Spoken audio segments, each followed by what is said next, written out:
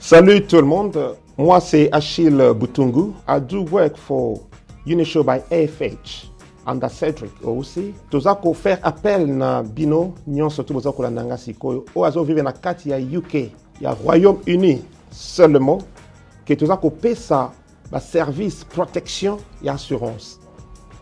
Tozako pesa assurance vie, life insurance. Eza que soki mutu aza na bomo ite ba futi yo mbongo. Mbongo bako futa yo eza pona ko couvrir l'enterrement pe na suko tika héritage na bana yo et en même temps so zaki na ndako ozwaka na crédit et ko ko futa ndako na yo toza susu na auto bengi living cost ezali produit oyo soki mutu abeli azana ndako osalaka plus de 20 heures yaka soko beli assurance ko futa yo mbongo pendant que ozana ndako zo sala te. Et nous avons aussi building and content. Ce que vous avez kuna yo bien au futeraka, on go protéger ndakuna yo, to ko futa yo. To za susu na autre mengi critical illness, assurance maladie. Tango mutu, ozali susu na problème à santé, au beli sérieusement, l'assurance te paye. Toza na ba témoignage de belé muto yo afutami parce que bela qui m'a dit critique. Naza juste na besoin ya ko témoigner par rapport na makambo ya assurance onde kona biso Achille azako sala. Tango likame zui biso et que maman santé déranger, maman bazana droit ko futa ye autant. Réalité zake ba honora parole na bango pe ba pesa misolo e sengela ki par rapport na oyo biso tozwaki. Que za aventure te, eza vraiment sérieux. Nous sommes là pour vous. Why wait? Pourquoi attendre? Mieux vaut prévenir que guérir. Donc, kozela teti na suka. Naza apona ko aider yom tozo landanga, oza na kati ya Angleterre, na Royaume-Uni.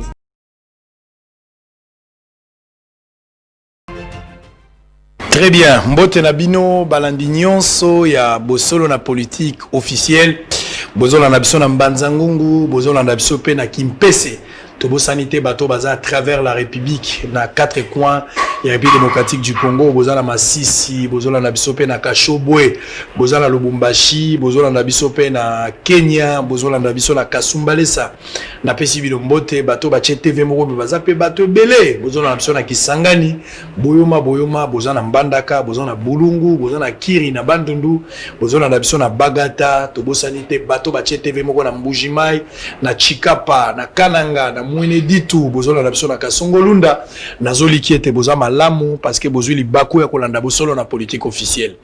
Merci pour la confiance, merci pour la fidélité na musalo toza kosala, chose qui n'est pas facile, mais au senga soutien na bino, bolembate ko contribuer na ba numéro eza na C à poste téléviseur na bino, numéro an ezali po bocha maboko to réaliser rêve oyo toza nango par rapport à ba projet oyo toza ko kanisa que soki to sali yango ekozala malamu pona ko poussa mboka ekenda liboso. Musala biso tozui mokano ya kozala ba député te ko kota politique te totika la église au milieu du village pour servir la nation, to pérenniser musala na biso pour la génération future. Merci encore une fois. Mata dilelo ndenge tolobaki na tongo, ça ne va pas. Na matadi mobulu ezali bokomona ba image TV za radio te na tongo tolobaki ke mobulu ngo salamaki na liboso ya ndako ya président assemblée provinciale selon les dernières informations toujours na ba service ya sécurité et uti ko sala malisusu to mobulu ngo salamaki liboso ya Kinkanda juste na couloir wana ya Kinkanda pour quelle intention na yebité. Alors, Tokomeka ko réfléchir autour ya makambwana parce que sur ce plateau, nous allons recevoir ba Nekongo, Otozalaki na bango, l'autre fois na Congo central, ba futi ba billet ba se déplacer effectivement kaka pona ko sala bosolo na politique, ba pesa makanti po crise ndenge na lobaki tango na utaki mokonzi mboka, il ne faut pas négliger la crise aux la Congo central. Oyebike makambo bandaka mike metango bokomona bato bakokufa guerre ekoti na Congo central wana nde bokomona que c'était réel. Oh moto ezana no mukie facilité ya kobomango ezali to sala quelque chose. Na niveau ya Sud Kivu tolobaki moi désordre ezalaki te ndenge contrebande bato balaxeri ba image ote batumbi baluba c'est faux ba moto wana nyuso kozomona eza biloko ya lukuta batikali kotumba baluba te eza biloko ya lukuta mais sauf que ba message moko etambolaki na tongo par rapport à ba tract o babwakaki bolandaki émission na tongo TV za radio te la laxaki bino bo comprendre que moi ba intention ba teza mabe mais l'état essayé la zo ba disposition pour na rebattre la ba paisible citoyen congolais au baza ko vivre kuna pour congolais nous sommes allés libres ndenge za garantie la constitution ko vendre sikanye so yo lingi ezala na Mbujima ezala na Congo central ezala na Bandundu ezala na Lubumbashi to na place yo moni soko lingo vanda muta ko pexo azate bande ko baza pe na Mai Ndombe même na Dumi na Mucheni to pesi bino mbote bato baza pe kolanda biso partout à travers le monde. Alors toroko ta ba dossier à Congo central mais avant cela na yaki ko bisa bino makambo ya mai na courant. Programme il y a 100 jours. Mbongo ebele ke na Congo central 14 millions na makambo etali mai. Mais ate loko moko etikali ko salamate. Mbongo wango ekenda wapi ba commission efungwa mimeti sikoyo destination mbongo eza ko ebalate. Donc soke sengeli ba fungola banquette et sengeli pe batia banquette pour na bato nyonso yo bazalaki ko gérer mbongo na Congo central. Ba problème eza ebele, on va tenter d'en parler sikoyo nde boza ko landa biso. Pour ce faire, nazana bato mibale. Tozo luka muhima ti lelo na yoka information mo circuler o muhima kufite eza lukuta. Muhima okufite ozala bomoyi, ozande condamné à 2 ans okufite. Komi kufela te yakana no baza ko luka yo. Tika makamba komi kufela. Yo kufa kina no to ko kufa sikoyo te yakana nzamba zo batelo za na makasi. Yako kota na no kasho 2 ans. Si mande okokufa soki yo lingi mais sikoyo nanu ba congolais ba mona yo po ba moni ke yo zaki na lisanga ya bato ba yibimbo kokufa nanu te okufa te muhima yaka yo alozola ndanga yo moni photo la yangwala muhima yaka okufa te yaka okota kasho soko silisi kasho soko lingi okufa wale komi problème na yo mais sikoyo tozo bondela nzamba peso makasi pour ko sala nanu kasho muhima kokufa te zala wana. Très bien, on va prendre monsieur Guilain Kiangebe Nzola Azali Moko, il y a un mouvement citoyen, ils ont le mouvement de pensée, Babengango Fumuntunga Congo. Donc il y a Azamoko a invité les gens pourquoi Mbote na yo. Mbote pour Israël. Tokutani suna Kinshasa. Oui, vraiment ils sont makasi. Très bien, on va parler et puis ndeko Didier Mambweni, acteur sociopolitique à la société civile. Tokutani ngi na Congo central, yé pa yao. Bilobe bolimo le roi nkaka. Toye na match ya cage siko. Ouais. Combat cage. Très bien. To sepeli merci pour na koyamba biso. Tolandi yo awa po opesi esengo. Oza sango ozo célébrer ba messe ya vérité. Ya wana toye ko célébrer messe yango na Kinshasa awa bana mbanza ba vivre ba comprendre pe monde entier ba comprendre vérité sur la mauvaise gouvernance na Congo central. Très bien. Alors passage na biso zalaki na Matadi, je pense que to l'exai bangonga moi malamu bino batutika peut-être l'impression ba Matadi na ba ne Congo nyonso ba yambaki biso ba mona musala peut-être beza ma commission to yebagite peut-être ba ibisi bino boko lo ba moi en direct impression na bino par exemple bosolo ya kina Matadi lelo émission bosolo na politique apport na na Matadi to na ne Congo mobimba na Congo central les hommes manini.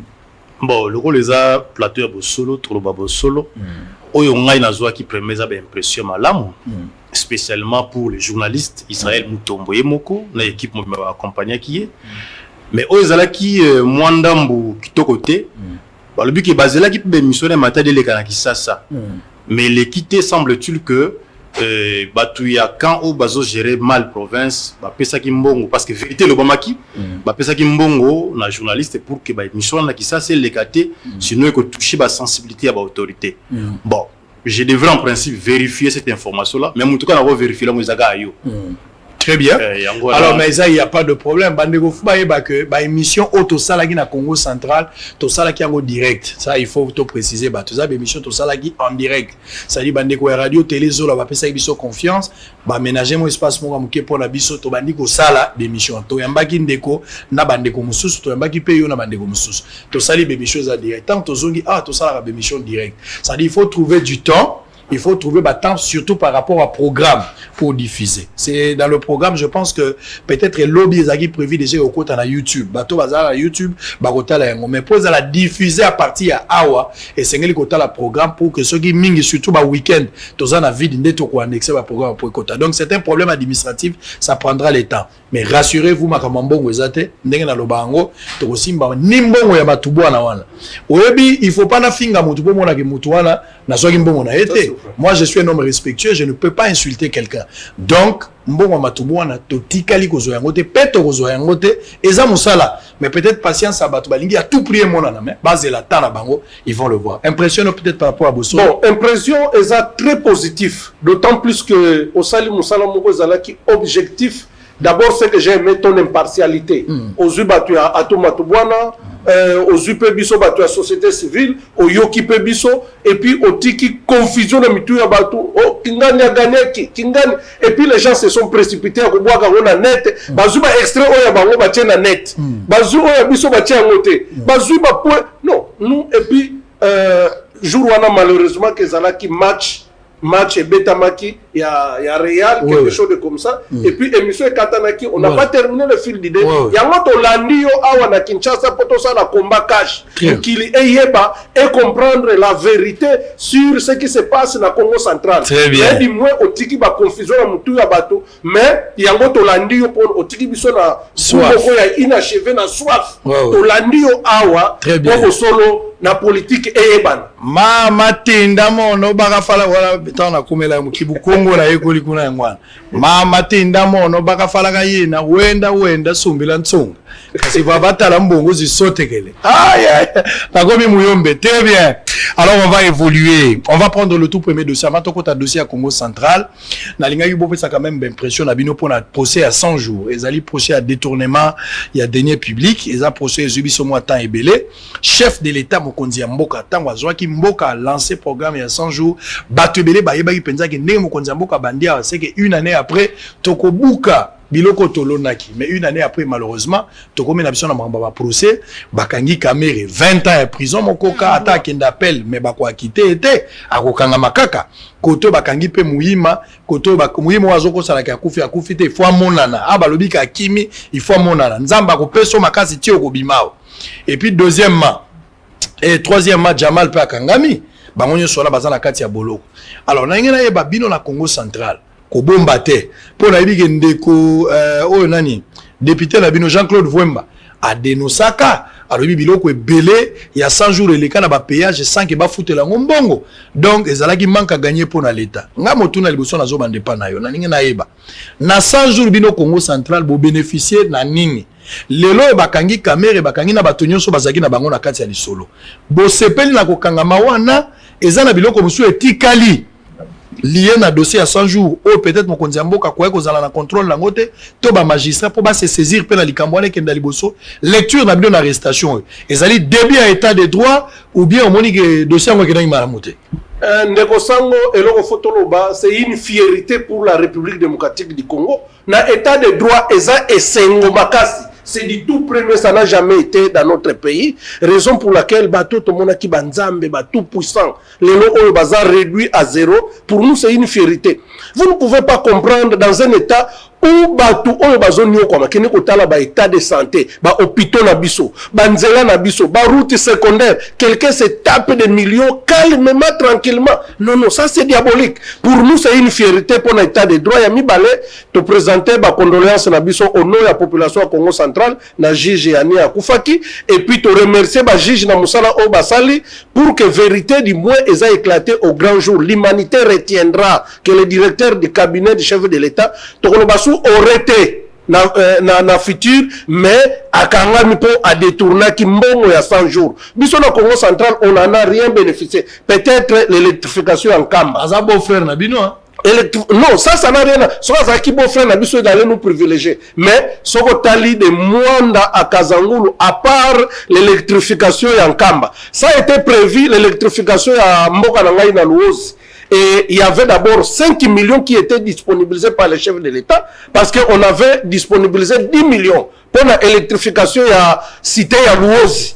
Et puis qu'on réhabilitait Babaki Nabiso, Metomoni et l'autre côté. Bah, logement sociaux, attendant pour monanité. Attendant pour monanité. Voilà comment le monde est diabolique. Voilà pourquoi Bisso, Tozo qu'on s'insurge contre Kamere, n'a pas attitude moko bizarre. Il n'a pas tenu compte que Abalaki Ser Nabiso entre guillemets parce qu'on n'a pas encore vérifié ça. Nous, on n'a pas encore vérifié. Non, identité réelle à Amida Chati. Non, pour nous. Maman Zaramouyo. Non, attends, on ne fait pas. Congo central. Il y a Bisso Amida, cette tape de Milo Fondation des Awap. tonga to singa ya suki to eloko ni na memela biso kuna. Qu'on laisse nous fouer. Nous voulons un état de droit biso eloko to lingi développement au Congo central. Boba la kabasi na bino boa kola tsaka ba bere et pas ba Congo. On n'a rien à voir avec tout ça. Ça c'est du bluff, c'est du théâtre. Ce qui compte pour nous, nous sommes fiers. Kamere est arrêté. Aujourd'hui, INC tout le monde soutient Barolobana Bisonini, discours ni ba tenir les sous. Je ne sais pas na yebité, à moins que baza ba monstre. Mais pour la biso l'humanité retiendra que Kamere a détourné qui mbongo ya l'état. Ko détourner ko c'est un peu du bon français mais ibaki. Très bien. On a à propos de Negotoye, ce qu'on est pas à Nego Guilin. Alors, Congo central, le col à la province nyonso parmi la province au Bombaka balobaka qui bangonde ba bénéficier na biloko bino pe bozala ki retenu na kati. Et biso eloko fona souligner. Biloko pe zoko tande pa na. Eloko fona souligner na ba crise politique au ya Congo central. Na lobela ki absence de leadership na Matadi. Mais les gens n'ont pas compris qu'est-ce que je voulais dire. Aujourd'hui, vous allez retenir que crise politique à Congo central. Chaque fois qu'il y avait conseil des ministres, qu'il fallait mettre en place le dossier du Congo central, Kamere n'avait jamais fait ça. Pour des raisons entre guillemets yemukwa yebi. Ozolandangandeko, tu es à la base ya makambeleki na Congo central. Pas sûr tozomona ça s'appelle Kamere. Je le dis à haute voix. Très bien. Alors, peut-être Olandine aussi a complété autour de ce sujet-là, parce que l'élo caméra kangami, on ne fait pas la fête lorsque ça brûle chez les voisins, mais c'est une réalité, parce que dans la Congolais, belé, na minito chef de l'État, a zozanga discours pour expliquer, bateau bachaki espoir na dossier à 100 jours. Bateau baïba que 100 jours n'engez aliawa, et ça programme d'urgence, une année après, tokobuka moumanango. J'avais appris, le rôle la biso nyonso, que le 30 juin, on est barzong, c'est la biso saut des moutons, nyonso aussi là. Jabodoué Mayo, tozo comme le 30 juin, à 8 jours. Est-ce que le gouvernement a la mesure, il y a le saut de moutons comme opérationnel, point d'interrogation. Mais à part il y a pompage, il y a 24 net au monde qui est presque, parce que le roi a 24, il va tout matin na pompage, mais la grande partie, si on tout le monde a place on verra les 30, qu'est-ce qui va arriver. Mais d'une manière générale, satisfait l'arrestation à Kamere du fait que Bino, vous bénéficiez à qui n'a programme il y a 100 jours, bien que vous allez citer parmi la province, il fallait pas bénéficier d'ango, ou bien vous avez regretté, justice n'a pas été dite comme il fallait le faire. Bon, Nagolo Balibo souhaite que Makambo il y a 100 jours, les Congo central a bénéficié à tant de Comoroté, ça c'est le 1. Et ce n'est pas pour autant que Congo central a l'oukik Kamera qui n'a procès, qui n'a prison, non. Intention à Congo, je crois que Zali te comme on a ndeko Kamere a des conséquences parce que nous avons du mal pour dire maintenant que c'est le Congo central qui a trait Kamere en justice. Kamere Azali qui poursuivi, aujourd'hui il y a un jugement qui les condamne. Bon, pour Nangaï, ce qui bazolo bakezali instauration état de droit. Je l'ai dit la fois passée dans l'émission mon amata dit que il ne faudrait pas que nous confondions l'instauration de l'état de droit au règlement des comptes en vue de retomber purement politique. Le procès de Kamere, en ce qui me concerne, je l'ai considéré des simulacres. C'est-à-dire, il ne faudrait pas croire, ou sinon faire croire à la population, que l'instauration de l'état de droit égale arrêter les gens. Je pense que ce que Kamere sollicité avant, notamment la liberté provisoire, c'était aussi un droit pour lui. Parce que le Bakangi Monto va lui à Kinyoana, en liberté, non?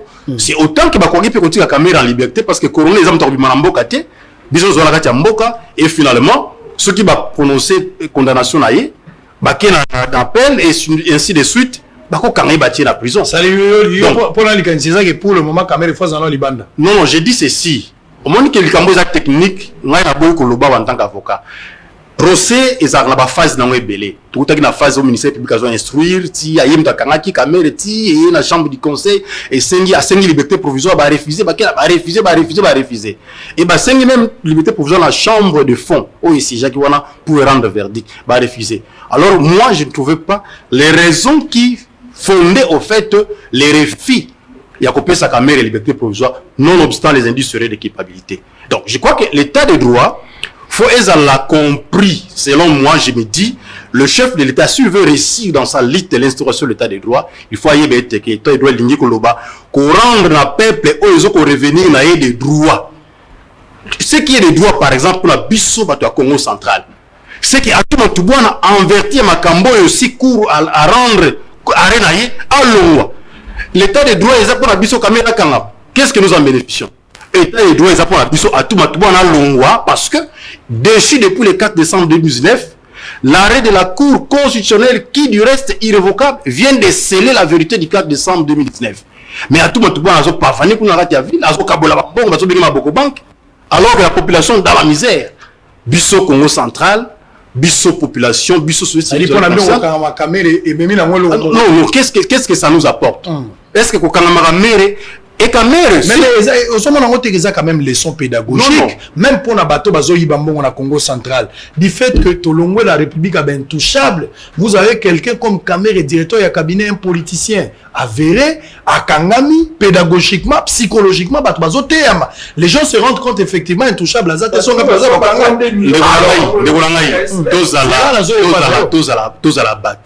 je sais que les émotions et coagir n'est pas sentiment peu causala. Moi, je ne suis pas décalé, je ne suis pas son porte-parole, je suis indépendant. J'interviens en tant que président du courant de pensée Mfumu Tunga Congo. Je vous dis ceci, en tant que professionnel de droit, est-ce que la procès à Kamere n'est Yolanda qui a un ata doute moko mona qui doute télé loko moko boy. C'est vrai les lois ont condamné jugement loko les talibans ils ont tenu pour vrai. Ils ont présomption, il y a vérité. Mais là pour le temps Yolanda qui prosoana ata doute mo ya muke ozalaki na ngote oyoka ki Yolanda qui selon conviction na yo. C'est-à-dire na logique il y a procès cause à la kaka pédagogie nous l'union babanga. Parce que il est de principe que vaut mieux il y a quoi quitter 1000 personnes qui a condamné un innocent. Et en matière pénale, lorsqu'il y a un petit doute, ce doute-là doit profiter à celui qui est accusé. Donc il ne faudrait pas, moi je me dis, on pouvait bien arrêter Kamere, mais tout en respectant les droits et les garanties de la procédure. Très bien. Alors, Neko Mambouine, na phase pour aussi ça dossier Kamere Tokota Mamba Congo central. Na phase arrestation oyo état de droit yo moko lobia on appelle ça qui na tongo rapport ya likoko na ba organisme belé ba oyo ba dénonçaki makambo ya corruption ba sala la lutte contre corruption makambo ya bukanga lonzo ezali ba dossier ndenge na ndenge na phase actuelle pour l'état zwa misolo ezo vana na ba poche ya bato omona mutu aza na mbongo koleka province mutu aza na mbongo koleka commune mutu aza na mbongo koleka mboka. Il y a des individus qui ont plus d'argent qu'une ville. Et ça, trop. Le province, c'est un assez individuel qui a mon amour. Alors, à ce stade ici, qu'est-ce qui devrait être fait dans la justice pour le moment? Kamera Kangan, est-ce qu'il y a des dossiers, toi tu penses, Lélo, il faut l'État à interpeller toi en urgence, ne serait-ce pour garder l'équilibre sur le plan judiciaire? Papa, merci pour l'opportunité. Mboka Oyo, depuis Mobutu, Laurent Désiré Kabila, Joseph Kabila, Félix Tshisekedi, Tosaka na République ya bananière, République ya intouchable. Je peux prendre encore un exemple mon terre à terre. 32 millions de dollars à Brazzaville. Tango Boucha Bazalaki, directeur à cabinet à chef de l'État. Et les cas comme ça, ni tambour ni trompette. 15 millions, il y a rétro-commission. Oh, kaka caméra bandela ki ba théâtre naie. Et lesquels abusent comme ça, comme si... Donc, on est en train de nous flouer, mais le peuple est toujours pauvre. Le peuple est paupérisé. Allez-y dans notre hôpital de Kinkanda, hôpital de référence provinciale, vous n'avez pas l'idée. Aujourd'hui, tout ça devant Covid-19. Mais l'argent est détourné. Donc, le problème, nous voulons un état de droit. Cette constitution qui est violée chaque jour, même par le chef de l'État, même par le Premier ministre. Le chef de l'État. Non, attends. Il faut mais oui. Non, tant aux autres, s'il vous plaît. La problématique est la Congo centrale. Oui. Je vous en prie. Tant que cette constitution est violée intentionnellement par des gens, c'est-à-dire au Premier ministre a violé, chef de l'État a violé. Démontrer que chef de l'État a violé la constitution, démontrer que le Premier ministre a violé la constitution.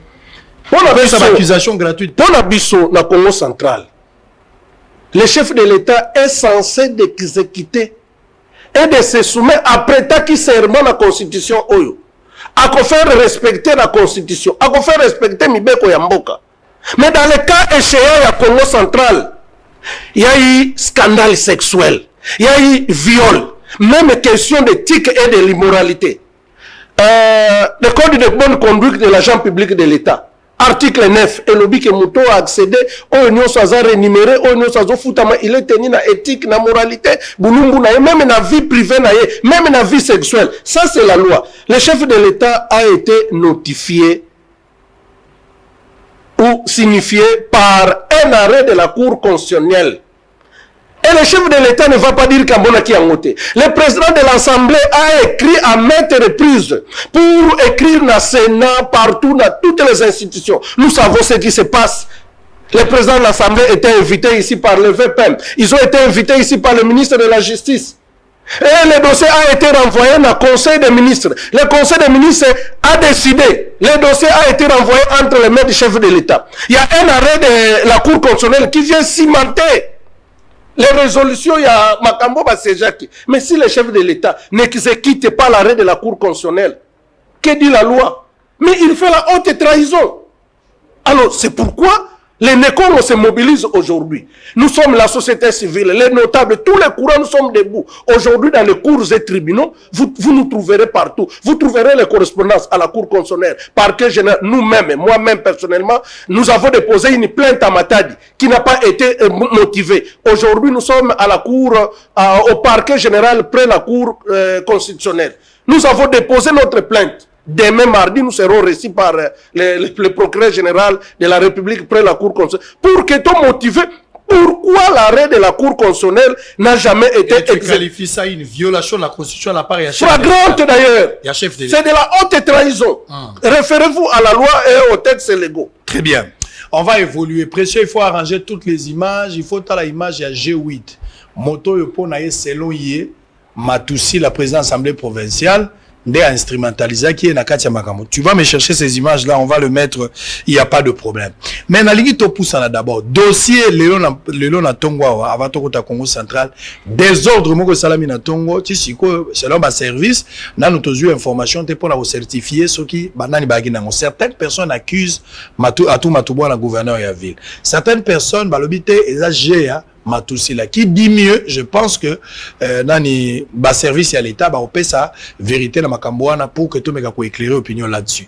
Mais suivez d'abord ce qui s'est passé ce matin bota l'image et puis tout ça kozonga et ça la Kinkanda ezaki liboso ndako Matoussi la te waza président assemblée provinciale mais qui plutôt la Kinkanda suivez en image tozonga tokota to tunana likambu ya développement ya province ya Congo central. Pourquoi Congo central les a ko évoluer té qui bloque la province des questions moné na zana parce que soko yebi malade c'est que le traitement est commis facile. To découvrir non malade mais c'est l'homme information la biso to yebi bolumbu ekobo ne mimi des ordres na Congo central wala information ngana na mais bande ko peut-être ko la bango baza ba ne Congo ba ko expliquer ngo malamu ko le kangai en image makambo leki na Matadi Léon Natongo et puis on se retrouve après.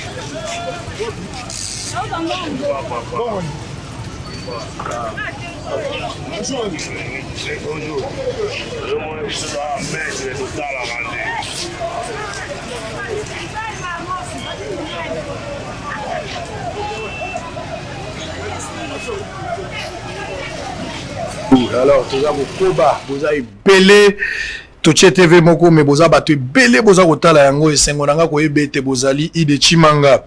merci na bande konyo so bazola na biso na matadi wana na pesi bino mbote colonel Blaise na pesi yo pe mbote merci pour la confiance Jean-Claude Mavwamba na pesi yo pe Mavambo pardon bande ko OEBK na pesi bino pe mbote Jean-Claude Mavambo.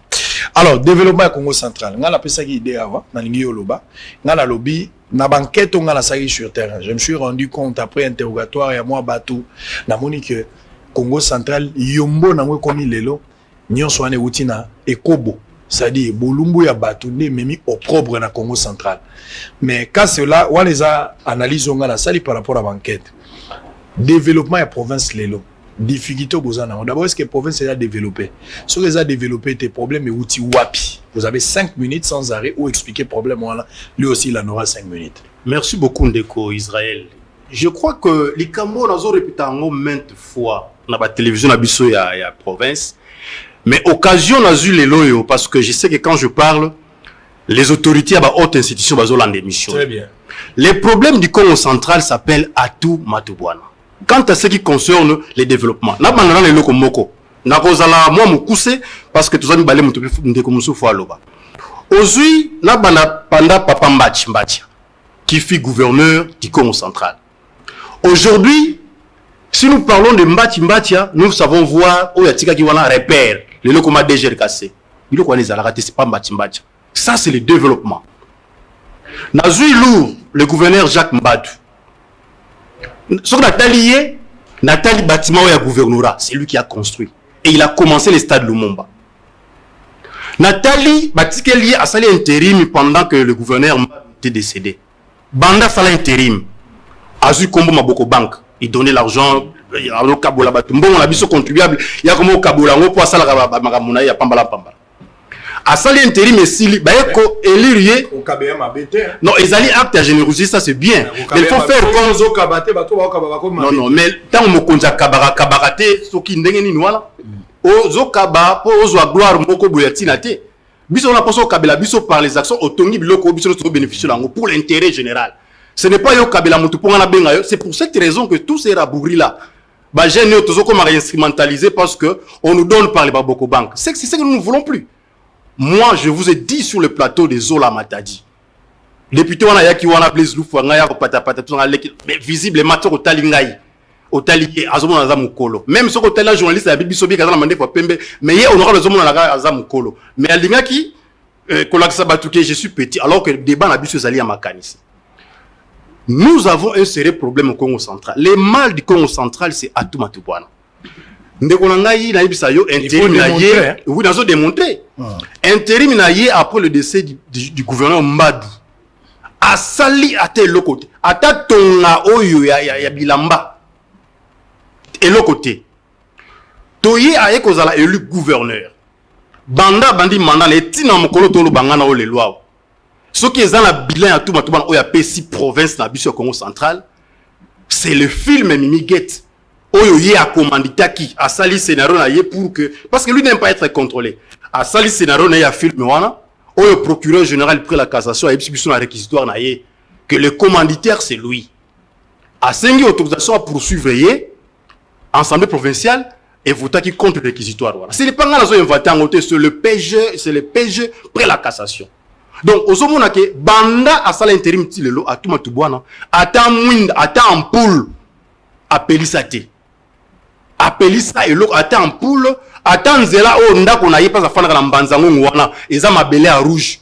Moi j'ai étudié en mbanzangu pendant que Jacques le gouverneur Match était gouverneur. Moi je pris place à bord ya ba bis o gouverneur Match à Kaboula na ba université nyos. Le gouverneur Match a créé la repère. Le gouverneur Match a beaucoup fait. Mbadou est venu en dépit de la dictature. Il a fait des choses. Contrairement à Déon Koussou. Déon Koussou était aussi intérimaire, mais je ne sais pas trop parler de lui parce qu'il n'a pas eu suffisamment de temps pour diriger. Mais au moins, illustration quand on a vu ce que tu dis là, et qu'on y solo, mais difficulté mon nene au une déquatou matouboua na zana. Pour nga il n'a eu quand même chance tant on a commis pas nabino na yoki ba son des cloches. C'est ça l'avantage que j'ai. Avantage à Rosala Sango ya ngwala koyoka batunyos. Nazamo kondio ya liaka ngulu ya lito imogote. Faut ba mato imibale. Mais na koloba déquatou matouboua na azana vision. selon ba information nga na sur place aza la vision pe aza la volonté ya kobongisa Congo central mais azali bloqué pa ya ndeko Matusila pamba te Matusila intentionnellement aza ko bloqué par exemple dans le dossier à stade au lobby poto que ne directement là ba fait likambo stade ndeko ala ki si clair que pour la likambo stade abongisi makambo nyonso ngamo na kendaki na stade na lakisaki babiloko nyonso ndenge ezali tozaki no na kata plateau alakisi ke azuna ba partenaire o balingi ba aider province pour que basi salika mbo wango za 9 millions mais depuis dossier vani na nzela na tête na nikolo ya mesa ndeko Matusila alingi ko sala eloko wana te donc le problème au-delà ya bonne foi au-delà ya vision na ye c'est l'assemblée provinciale qui le bloque. Excusez ndeko Israël, non. Ne vous en faites pas. Tous ces gens-là que je considère des rabourgis qui viennent ici pour dire des choses. Allez-y. Au moment où Guilain qui en est bien boyé, n'a coquille jamais qu'on me permette, en dépit à problème cause de Israël, dans les cas, même si on a l'Obama Cambo sur les vérités d'Israël na fingaï. Je sais qu'Israël a monté à Tangi ba classe. Ngai na niveau étude na ngai. Na koka ko supporter te monté o même combo na biko komaté a fingaï intellectuel. Moi en G1, le président de l'Assemblée provinciale de Kombona Matusila, il était le président du pouvoir organisateur, le docteur Matusila. Et quand je vois Moutoua en Balouana, à Biteli Sawana, ou Bazobenga Rasoki, les blancs, à l'équipe de la télévision, pour que Afinga, les docteurs, non, je me dis, nous vivons dans un monde à l'envers, c'est-à-dire, inversion de valeur. Non, je vous dis la vérité. Atouma Toubouana n'a pas de vision pour la province du Congo central. Monsieur le gouverneur de temps. Non, pour la mais monsieur Atouma Toubouana n'a fini. Problème pesant. Comme on a eu Atouma Toubouana. Problème pesant. Azanaka sous ce gouverneur, l'autre on a des footballeurs bango. Parce que Yango est sur la Kébis sur la base. Je vous informe. Mais quand on a la Congo central, Moutuna Kouti gouverneur, Tinanda quoi gouverneur Zagaï. Il y a le membre haute trahison. À l'côté Yangoté. Donc il y a beaucoup d'histoires. On a peut-être dans un peu la euphémisme, la langage d'Angaï. Dans le biboué. Atouma Toubouana a la vision de Liboso. De deux, Atouma Toubouana n'aime pas être contrôlé. Atouma Toubouana, c'est quelqu'un qui est trop évasif dans Makambo Oyoye face à la province. Je le connais littéralement bien. On se connaît, il me connaît.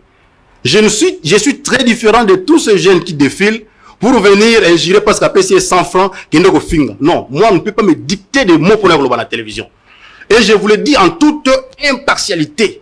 Je vous dis à Atouma Toubouana, s'il continue à rester à la tête de la province où le chef de l'État a risqué que honneur na ye nyonso considération na ye abungi sango parce que Mukongo le loyo a yebi que chef de l'État a voulu exécuter arrêt à cour constitutionnel pour la nini ya lobi na Atouma Toubouana toke na dialogue. Donc pour le chef de l'État, décision à justice et dans la tinate ye anya ko instaurer état de droit.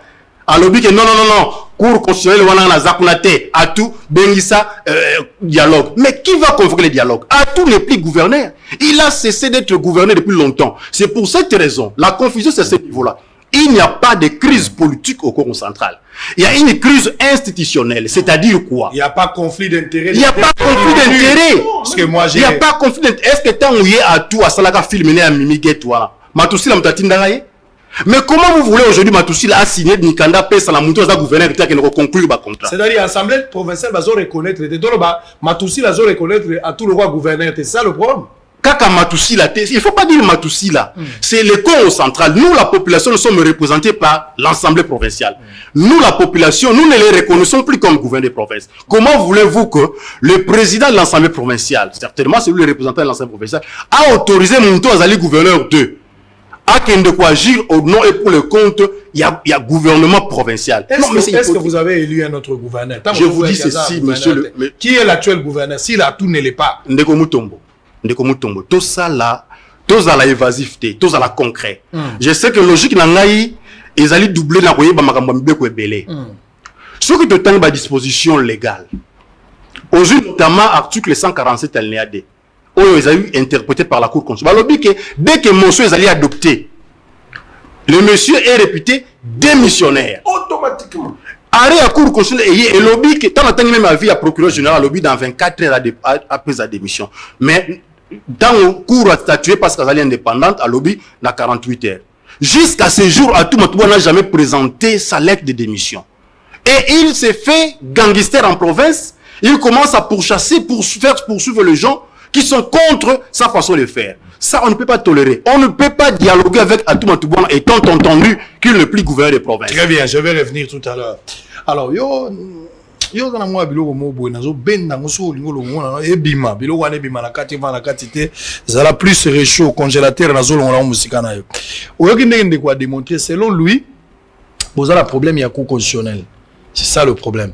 Dans la ligne na curieusement province yango Congo central est-ce que boza la kata ba source principale pena ba entrée comme ta ko vana bité mbongo na biso e utaka we est-ce que ça la rappelle Très bien. Eza kwa nini Ndeko Israël papa sango pesa mensi na yo ndenge elongo bali bimisa elongo na koloba liboso na province na biso ya Congo central olobeli développement tout part na développement maintenant je dirais que province à Congo central nous sommes sous-développés pendant que la province du Congo central c'est la province pourvoyeur il y a des recettes de la République démocratique du Congo je pense au Yebiango donc tant que Simon Floribert Mbati Azalaki et André Kimbuta il y avait concurrence loyale donc biso. C'est comme ça que je vous dis cette constitution est toujours violée par les pouvoirs publics. Entre autres, la constitution nous parle de la retenue à la source. Kinshasa nous dit que rétrocession. Au lieu de payer Ezoyate, budget d'investissement, parce qu'on peut s'atteindre dans la province. L'Assemblée provinciale, impayé, mal payé, sous-payé, na Kinshasa, ils ont réclamé 2 000 $.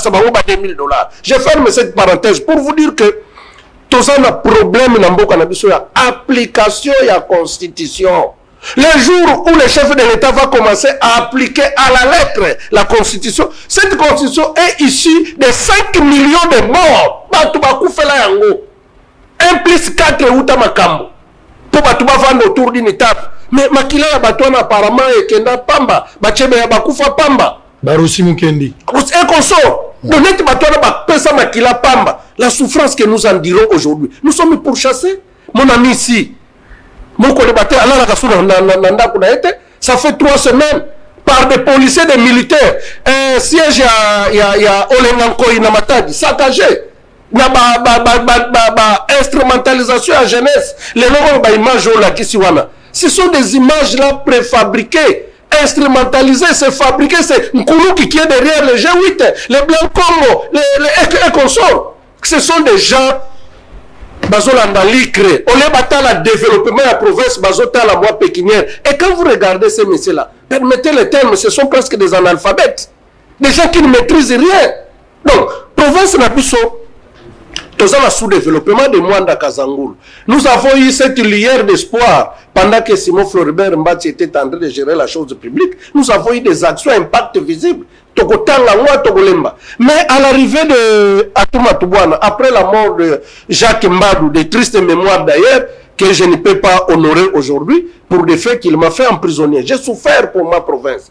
J'ai fait la prison à Makala, Kamoulaï, pour seulement dénoncer la mauvaise gouvernance telle que nous sommes en train de faire. Maintenant où je vous parle, je ne vis plus chez moi à la maison, pour chasser par l'ANER. Chef de l'État, il y a des journalistes qui sont arrêtés à Matadi.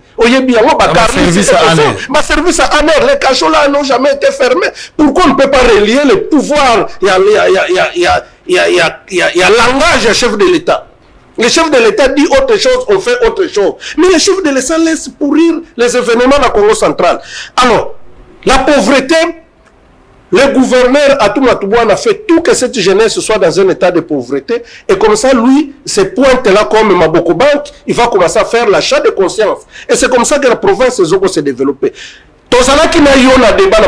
J'ai posé une question pertinente à Ndeko Kaleb qui s'est fait porte-parole à Ato. Est-ce qu'à Koki Kotane Langai Biloko Mibale Kaka il y a développement? Après votre départ, j'ai eu encore un grand débat avec Gilles Ntsum, le conseiller en communication au gouverneur.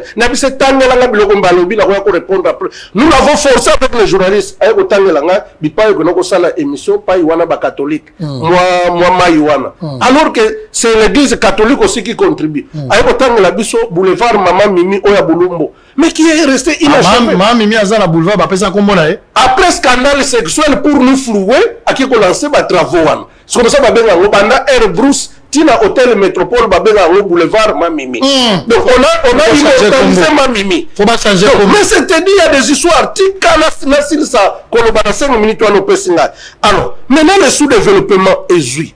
tolobela banda na Mwanda Kazangulu ba érosion na Mwanda. Mais vous n'avez pas d'idée d'ici la Mwanda avec le réchauffement climatique. Mwanda là va disparaître. Sangaï Banzela exactement. Ce qu'on a relief à Mwanda, mais ça fait beau vivre. Oyena Boma, mais c'est grave encore. Donc, Jacques Mbado a tiré biso Mwanzela, boulevard Moko Zakuna, tout ça, on peut permettre, tout comme moi, quelques actions primaires que je peux dire, parce que ce n'est pas vraiment impact visible. Boulevard Kabila, Jacques Mbado a tiré na bombe. Mais le reste là, la Kabondo, na Dumbi, tout ça, Banzela, Nyoso, Yamabe, s'il vous plaît. Oyena Kinza, on voit, n'en parlons pas. Hein? Donc, 4e commune ya Kinshasa. Mais quand vous arrivez là-bas, sous-développement, Oyena Mbanzangu, na fief ya Atuma Tubwana, il n'y a rien. C'est pour vous dire que le bilan de Atuma Tubwana aujourd'hui, mais c'est dramatique. Tout tourne autour, il y a les habits, les véhicules, les luxes, les lucres, achat de conscience, détournement de deniers publics. C'est comme ça que je vous avais dit à Matadi. Après Vital Kamerhe, ça serait les Atuma Tubwana parce qu'ils doivent rendre compte. Mbongo est à Kinshasa, il y a rétrocession. On ne sait pas comment cet argent est dispatché, c'est dilapidé. Et cet argent qu'on retourne encore à Kinshasa pour l'achat de conscience, il y a des faucons, des dinosaures à Kinshasa, que je ne vais pas citer les noms. Ce qui ont talent, Mbongo Oyo Tozo généré. À Matadi, je vous avais parlé d'une taxe là, on va créer Sika. Taxe spéciale sur la reconstruction. Cette taxe vous génère plus d'$1 million aujourd'hui. Mais où va cet argent? Ndeko Sango, ou dit dans Matadi, au tali état de délambrement, il y a ma route secondaire. Même morgue, j'ai parlé de cette morgue là, mais au bêta qui a un santé au lequel qui a un licolo. Mais yo morgue n'a pas la morgue. 21e siècle. Solo, vous ne pouvez pas supporter. Je vous avais dit que Bakor a Covid-19. N'a Bakor a Koufi normal. N'a Bakor a Covid-19. Bazo mélangeant et Sigamoko. C'est grave. Maintenant, je vais chuter pour vous dire que le bilan de Atuma Tubwana est vraiment dramatique et les indicateurs et la bonne gouvernance n'existent pas. Maintenant, je reviens à la crise dont vous faites allusion. Na limite yo en tant que formateur et informateur de la population, on déforme opinion. On n'a jamais eu une crise. C'est une crise fabriquée par Atuma Tubwana. De toutes pièces. De toutes pièces. Selon yo. N'a pas démontré Atuma Tubwana a eu ce goût-là quand on avait vandalisé l'Assemblée provinciale du Congo central. À l'époque, il y a fait Léonard Nsimbanzungila.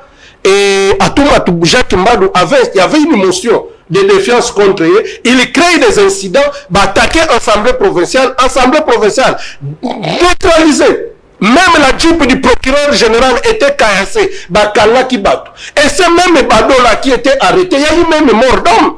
Et aujourd'hui, ces mêmes jeunes gens-là, mes jeunes frères, ils sont encore instrumentalisés, utilisés par Atuma Tubwana. Ils se font des porte-parole à Atuma Tubwana. Atuma Tubwana a eu ce goût-là. Raison pour laquelle le 4 décembre, il a encore envoyé des badauds, n'a pas policier, n'a pas tiré ma balle à bout portant pour créer l'incident au sein de l'hémicycle de l'Assemblée provinciale pour dire qu'il y a eu des ordres. Alors, comme Azana Barrière garde la Kinshasa après Sagambongo pour l'Assemblée provinciale, dis-moi, constitutionnellement parlant, qu'est-ce que le ministre de l'Intérieur a à voir en termes de pouvoir sur l'Assemblée provinciale? C'est une violation de la Constitution.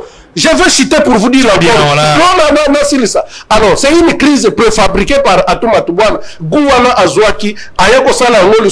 Voilà pourquoi aujourd'hui il a été déchu de ses fonctions. Pour nous, Atuma Tubwana n'existe pas. Eh bien, là, c'est sans te dire, mais on va d'abord suivre tour à tour. Bolandapé Ndeko G8, il y a le bail Mamnane, il y a Zomo Nandeng Moussousi. On a dit que crise Nzambe Nangai. Si on doit aboutir à une solution, parce que la crise, elle est là. Mais solution est facile. Exactement. C'est le départ de Atuma. Suivons tour à tour, toujours Landa. Et puis, dans la population à réagir pour la Maramba Vital Kamerhe. Population à lobby de partout, Bolanda, quelques échantillons à bateau à lobby, Bolanda Yango, et puis Toza Zonga, comme ça, Toshite, pour Totala. Sorti à crise et aux alananini qui signe ne sengeli kocha pour que Congo central est décollé. Congo central il y a péage, Congo central il y a port, il y a différentes frontières, il y a Lufu et autres. Il y a régie financière mbongo za kokota mais mbongo ngo ezokende wapi ezo malwa mungu a 10 francs na fleuve so meki bozo simbate. Voilà une image et puis on se retrouve après. Ma wapi problème est kokoma, je vous dis problème oyo. Le parrain, il y a déstabilisation il y a Congo central, c'est le président Pierre-Anatole Matousila. Et je mets ma main à couper. Nous avons besoin de Moutou à contredire Ngaï. Tozo comme comme pièce contre pièce. Pièce contre pièce. Nous avons bino que pourquoi nous avons baye. Biso saki batali. Biso Moutou tobo yaki. Dialogue. Biso. Ngaï Moutalibo sur les 24, je suis passé aux ondes de Top Congo FM. Pour dire que ton bon dialogue député entre autres le président Matousila qui a attesté qu'il a voté non la réquisition à procureur. Il a dit ça. Pour nous dire malhonnêteté ce qui a dundi dialogue, ce qui a l'été moralité. Ce sont le bailleur, le financier Oyo président Matousila qui n'a pas luka ne ba bomi schéma ya dialogue. Je vais vous dire. Na yebisi yo ngana tiaka ketchi na munokote. Nga tiaka na ketchi na munokote. Le président Matousila. Matousila. Tout d'abord, je vous dis que le plus corrompu awa na makambo les gars ba sénateur c'est le président Matousila. Webi kana musweza na biso ba jeunes années. Lelo oyo kende, lelo bakangi batu mususu balobi aza auteur intellectuel tout et tout.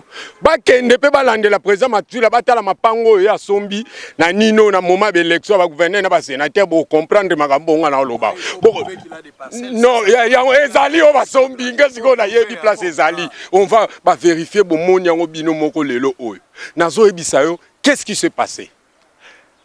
Président Matousila a moni ndenge tozawana mutu d'abord a sali comme gouverneur nan. Eza pardon comme président assemblée le gouverneur a tout Matubwana avec député moko.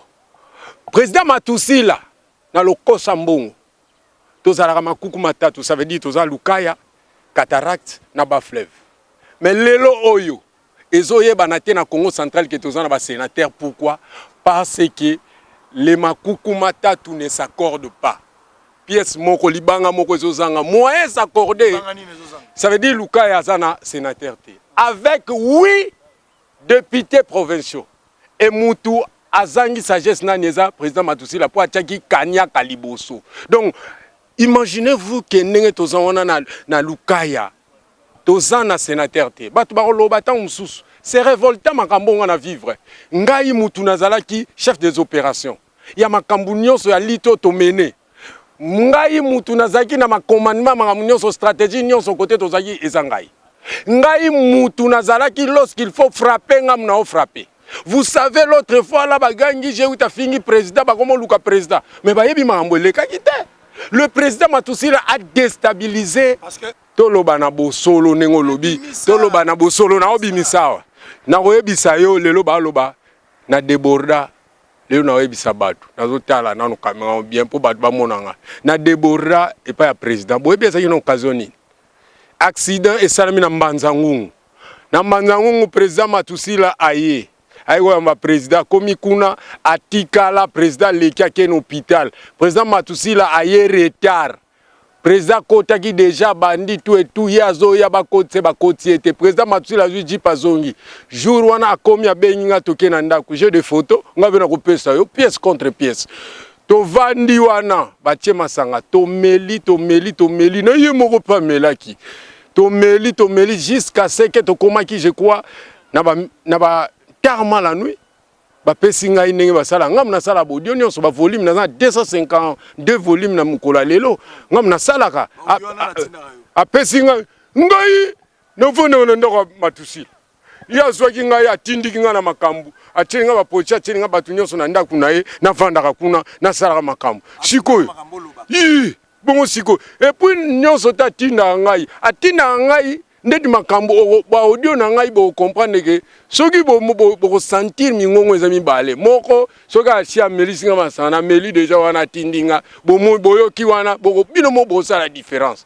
oyo ya solo wana bo mona ke ngamo tozali bana mboka eloko ememi biso ezali mitindo pe justice nde ezo na makambo nango ceux qui va condamner Vital Kamer ezali eloko moko ya liboso te ya yambo ou bien ya mibale te ou bien ya biso kokamwa te ezali mabe oyo asali yango nde justice akateli yango etumbu wana émérité na likambo asalaki po soki asalaki yango te bawana nde bazali na mayele kutu ya koleka biso puisque bango balandi batrace nyonso mike na ndenge tozolandela yango bakomisaki yango na suka ya kokondane ye donc bango baboyaki bomoko bato bazwaki décision que voilà oyo akotrahir mboka aomona makambo ya ye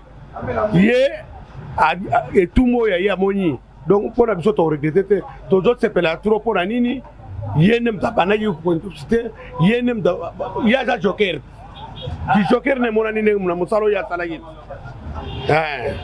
aza pema kuna na kumba azala kuna na kumba amona tiko ke non ye bango bato abandaki kotrahir mboka réaction na bango so eza nde nini omoni oyo Jean-Marc Kabunda amoni ye pe azali di nombre groupe na bango biso tosepeli na ndenge basali ti na suka nango tosepeli mpo tolandaki yango na radio na télévision eloko moko ngai alingi natuna awa sikoyo bakondane ye makambo ya 100 jours ye nde azalaki superviseur makambo mosusu eza nano ya basote mouton ya banzela ya banani makambo wana bakotuna ye ou bien esili kaka ndenge wana ye ake prison ndenge wana po eza na makambo ebele mosusu oyo etikali nano na nzela.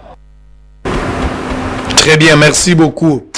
Alors awa ndeko oyo bandeko ya Congo central selon bango ndeko ki ndeko mambweni alobi awa ke chef de l'état aza ko respecter constitution te na kana bango violation ya constitution ezali respect ya arrêt oyo et utaki kokatana na makambo balongolaki ndeko atuma tubwana c'est-à-dire soki eloko wana ezubo moite ba exécuter yango teza violation ya constitution nga na biki mokonzi ya mboka azali moto alingi mibeko azali moto yazo sala état de droit aza moto azo tombola respect ya constitution soki ya solo bango balobi eza yango c'est que vous n'avez pas droit à l'erreur il faut corriger cela soki o bango balobi eza ya solo mais si tel n'est pas le cas alors il faut aussi trouver une solution eza na lumbango mingi pona kotia kima na Congo central parce que ngai moko na uti ko tala na sali banquette province wana eza lokola elima ezotambola lisute province etikali place moko province ekomi na cric pardon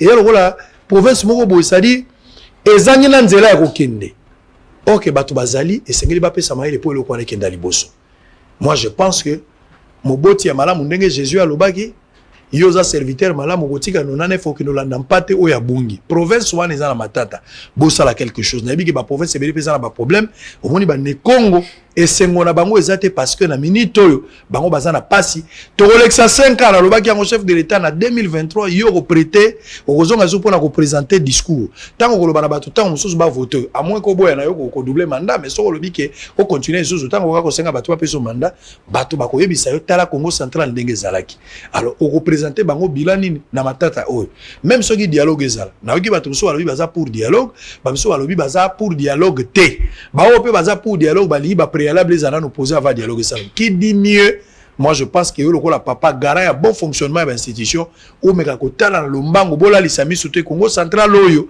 bozo mona ngolo ko lelo kwa mukie mais tango ko pela ko zala malamu te za soué na biso pelate mais bon ça la quelque chose parce que rien ne marche gouverneur a tout alobi ke yazala nzela côté assemblée provinciale bazo reconnaître été mais ce qu'on peut mezali botala juste milieu divisons l'emploi en deux pour trouver la solution alors comment faire ou qu'est-ce qu'on doit faire exactement pour na ko sortir province na crise ou ezasiko qui sini ne sengeli ba pesa des places toujours sous kisa ozala 4 minutes et puis on termine ndeko Israël ndangina loba liboso que le chef de l'état doit s'indigner il faut réellement s'indigner ce qui réellement ndenge atuma tubana ba bazo propager na Congo central que yende azoko tinda bango basa la dialogue et que l'arrêt à cour constitutionnel, ça ne lui dit rien. Si c'est réellement ces propos sont sortis de la bouche du chef de l'État, c'est grave et gravissime pour l'instaurateur de l'État de droit. Et ça, nous, les peuples Congo, on est mécontents. On ne peut pas être content de ça. Et je vous assure que même IDPS dans le Congo central, et comme il peut perdre moins vitesse, parce que même l'IDPS est contre ces comportements à Atoumatoubouane. Les loyaux à toi, terrain non.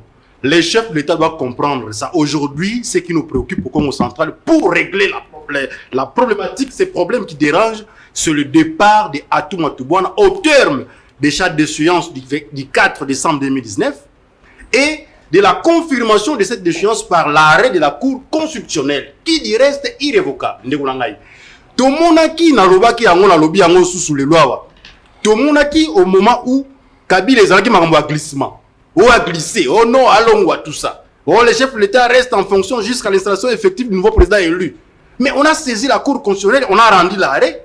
Qu'est-ce qui s'était passé? Kabila a consommé 2 ans parce que la Cour a tranché irrévocablement. Les autres, tout le monde Jean-Marc Kabundia, Cour constitutionnelle Kawana, et rendre verdict nango.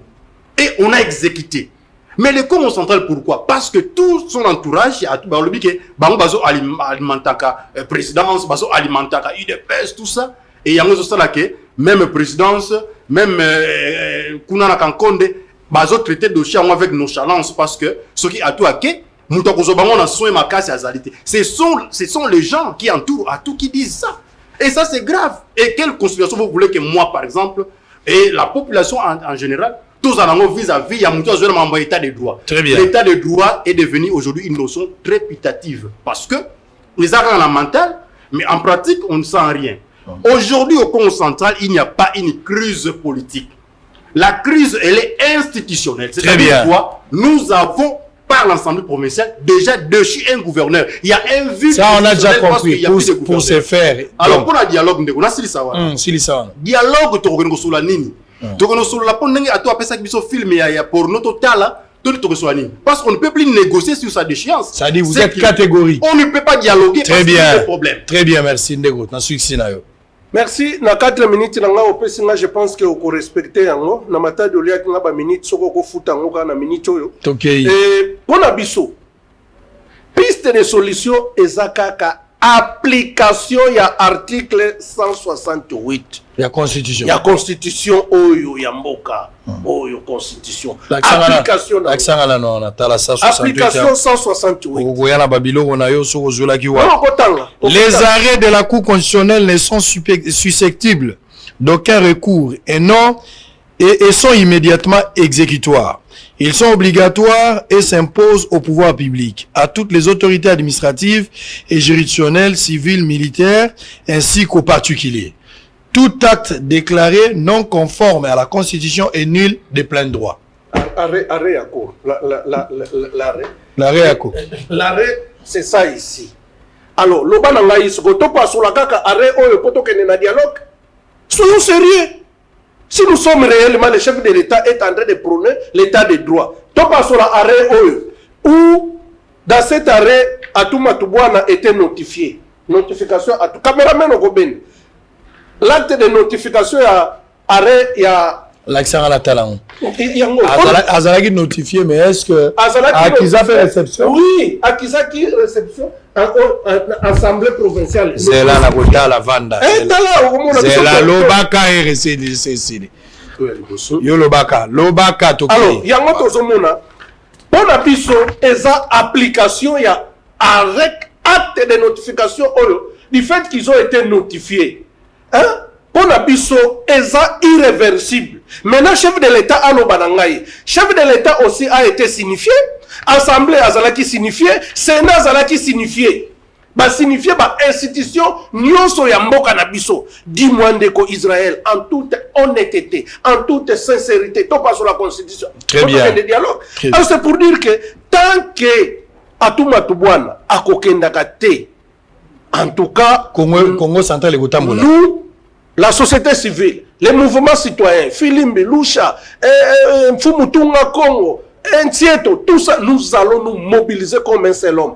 Voilà comment Atoumatoubouane nous selon les informations, tous les mouvements que vous êtes en train de faire là, selon les informations, Kinshasa, vous déjà instrumentalisé. On cite même 2 personnes, Patrick Bologna, Nandeko, Antoine Gouandé, instrumentalisé. Selon les informations. D'ailleurs, il me semble que, il paraît-il, mais landa ba vidéo ya ba G8 news moi j'ai des relations avec Atouma je n'ai pas de relation avec bazokumisa Antoine Gonda bazokumisa batwana. Nous notre problème c'est la légalité et la légitimité. Très bien. Donc tozana biloko mibalete nous nous inclinons na décision ya suka chef de l'État. Merci pour la émission na ngapo émission na yo bosolo na politique officiel au contribution na ndako chef de l'État aux Olanda biso salam mukonzi nous nous soumettons et panayo appliquer les biso constitution oyo pour que climat de paix ezonga na province tout ça ne loko musute très bien ceux qui bolobi na biso toke le dialogue alors to banana ko passo la constitution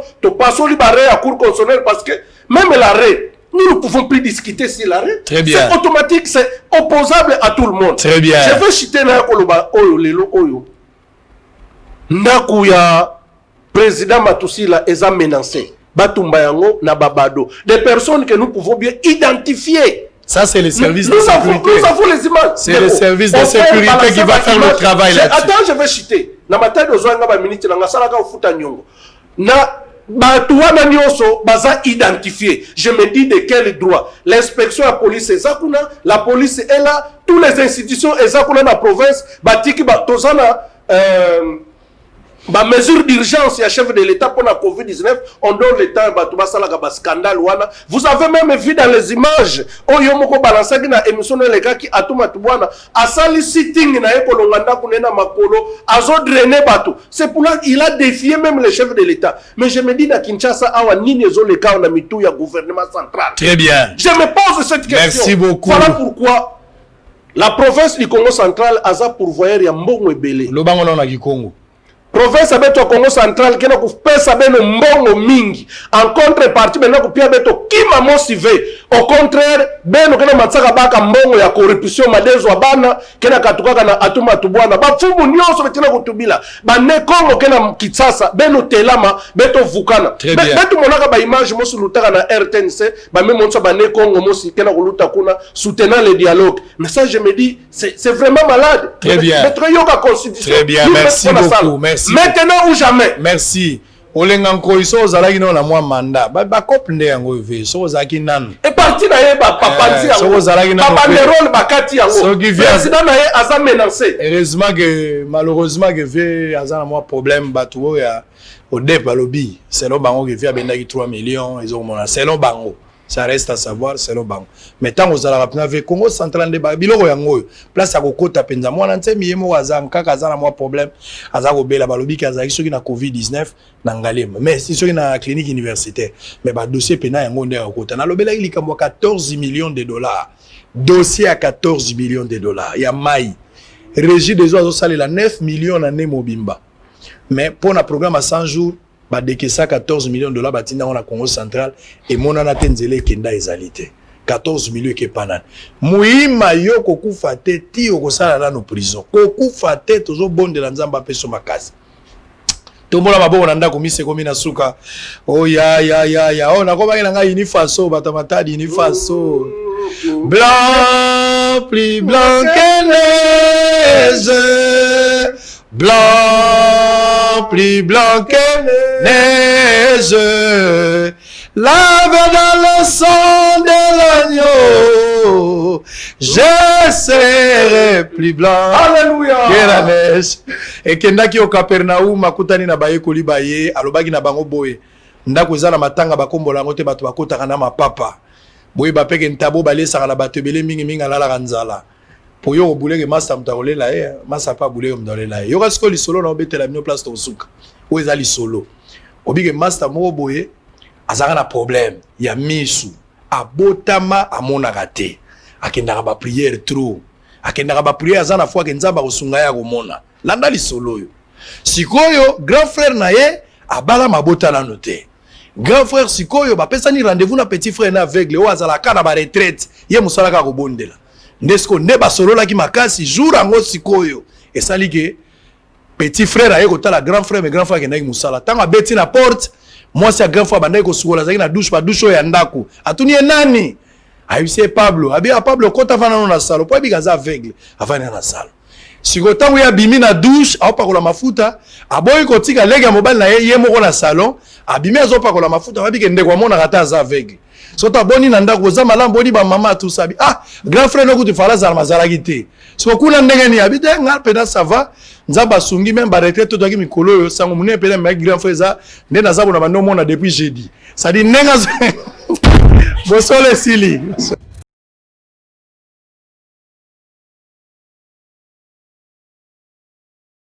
Salut tout le monde, moi c'est Achille Butungu. I do work for Unishow by AFH and Cedric aussi. Tozako faire appel na bino nyonso tu bozako la nanga sikoyo. O azo vive na kati ya UK, ya Royaume-Uni seulement que tozako pesa ba service protection et assurance. Tozako pesa assurance vie, life insurance. Eza que soki mutu aza na bomo ite ba futi yo mbongo. Mbongo bako futa yo eza pona ko couvrir l'enterrement pe na suko tika héritage na bana yo et en même temps sozaki na ndako ozwaka na crédit et ko ko futa ndako na yo toza susu na auto bengi living cost ezali produit oyo soki mutu abeli azana ndako osalaka plus de 20 heures yaka soko beli assurance ko futa yo mbongo pendant que ozana ndako ozosala te.